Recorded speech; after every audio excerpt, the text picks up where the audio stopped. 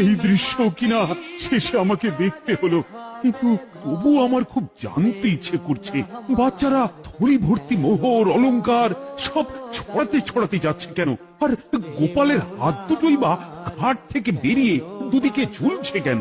মহারাজ, আর একটা ব্যাপার কি আপনি লক্ষ্য করেছেন? কি কি বলতো? গোপালের দেহ কারা কাঁধে করে নিয়ে যাচ্ছে? হ্যাঁ হ্যাঁ, ওই তো মন্ত্রী, সেনাপতি, জ্যোতিষী আর পণ্ডিত। আসলে গোপালের এই শেষ যাত্রা আমাদের কিছু শিক্ষা দিয়ে যাচ্ছে মহারাজ। এই যে দেখুন, যারা গোপালকে সহ্য করতে পারত না, এখন তাদেরই কাঁধে গোপাল যাচ্ছে।